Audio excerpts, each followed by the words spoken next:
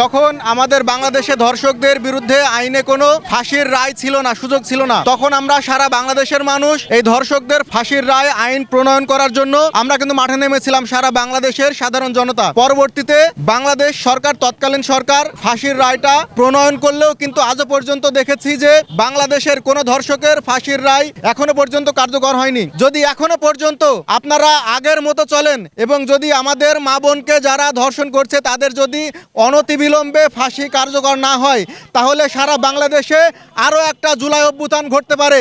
আপনারা এখনই সতর্ক হয়ে যান। চুয়াডাঙ্গার প্রত্যেকটা মেয়ে আমার বোন, এরা রাস্তাঘাটে যেখানেই যাবে মনে রাখবে যে আমি তাদের একটা ছায়া হয়ে আছি। আমরা ধর্ষক বা নিপীড়নকারীদের বুকে আগুন জ্বালাতে চাই। বৈষম্য বিরোধী ছাত্র আন্দোলন, সাধারণ ছাত্রতা এবং ছাত্র জনতা আজকে জানান দিচ্ছে যে আমার কোন বোনের দিকে কেউ যদি কোন নজরে তাকায় তার চোখ তুলে নেওয়া হবে, দর্শন করার চিন্তা ভাবনা করে তার কলিজা ছিঁড়ে ওই চৌরাস্তার মোড়ে টাঙিয়ে রাখা হবে ইনশাআল্লাহ।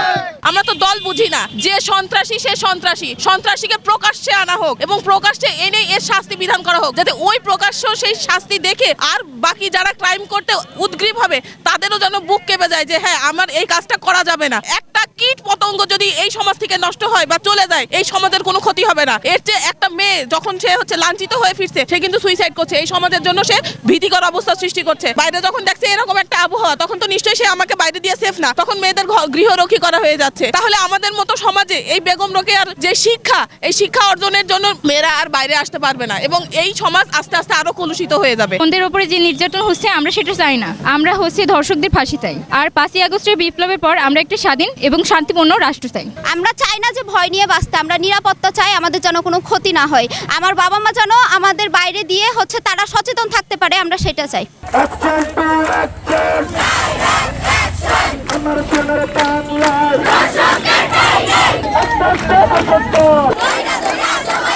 আমাদের সন্তানেরা আমাদের ভবিষ্যৎ, ওরা এখন স্কুলে থাকার কথা, ওরা এখন বাসায় থাকার কথা, ওরা এই তপ্ত রোদে, সূর্যের দুরন্ত রোদের নিচে কেন আজকে রাজপথে ওরা বেরিয়ে এসছে আজকে ধর্ষণ, অত্যাচার, নিপীড়নের বিরুদ্ধে। একটা ফুলের মতো মেয়েকে আমার মা, আমার বোন, ওদের মা, ওদের কাছে যারা পবিত্র তাদেরকে ধর্ষণ করা হচ্ছে। যে পিচাস মানুষ নামের ওই জানোয়ার, তাদের বিরুদ্ধে ওরা মাঠে নেমেছে। আমরা যে এতদিন শুনছি এতগুলো ধর্ষণ হচ্ছে, 24 ঘন্টা 34 বেশি ধর্ষণ হয়েছে বাংলাদেশে, আমরা এটা মেনে পাই না। গতকালকে ওই 7 বছরের মেয়ে আজকে আমার, কালকে আমার মায়েরও হতে পারে। আমাদের সেফটি শেয়ার করতে হবে। যদি আপনারা না শেয়ার করেন, আমরা এমন আইন তুলে আনবো যেটা আমরা রক্ষা পেতে পারবেন না। আমরা কি রাষ্ট্র চেয়েছিলাম? এই স্বাধীন বাংলা চাইছিলাম, যেখানে আমরা স্বাধীনভাবে চলতে পারি না। ছেলেরাই কি শুধু জীবন দিছে, মেয়েরা দেয় নাই? মেয়েদের কোনো অধিকার নাই? বিচার ব্যবস্থা আরো কঠোর করতে হবে যাতে আইনের ফাঁক বলে দর্শকরা পালাতে না পারে। আমরা আমাদের নিরাপত্তা চাই।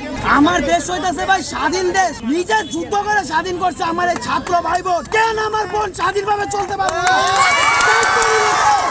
আমার বোনেদের ধর্ষণ করা হয়েছে, আমার মা সে নিজে সেফ না, আমার বোন কেমনে সেফ থাকে? আমি চাই আপনারা এটার বিচার করবেন। জনগণ কি দেখছে না এগুলো? প্রশাসন কি দেখছে না এগুলো? আজকে আমরা এই ধরনের রাজপথে এসেছি যাতে এগুলোর বিচার হয়। এগুলোর বিচার আমরা সবসময় চাই। যেন সেফ থাকে। We want justice.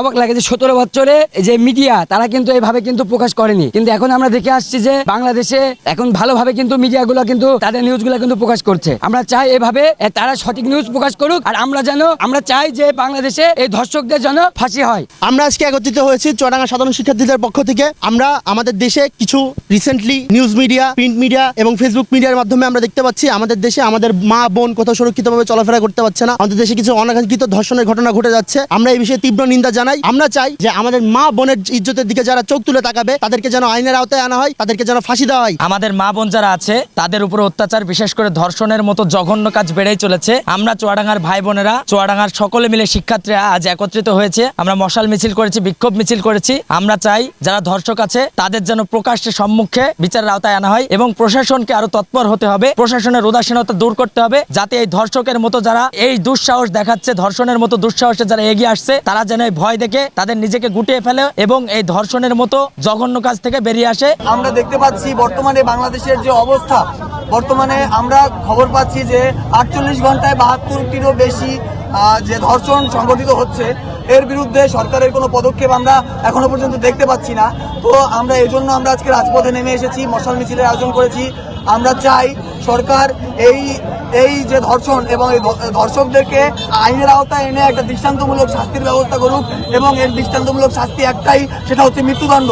এই মৃত্যুদণ্ড যদি সরকার কার্যকর না করে আমরা রাজপথে আমাদের অবস্থান কর্মসূচি চালিয়ে যাব ইনশাল্লাহ। আমরা নিরাপদে বাইরে বেরোতে পারছি না, আমাদের স্বাধীন দেশে এটা কাম্য নয়। আমরা নিরাপদে বাইরে বেরোতে চাই, আমরা নিরাপদে রাস্তায় চলাফেরা করতে চাই। এই দাবিতে আমরা মশাল মিছিল করছি।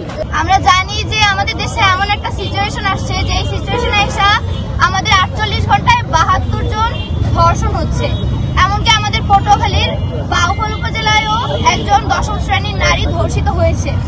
এই ধর্ষণ রোধ করার জন্যই আমরা আজকের এই মশাল মিছিল করছি।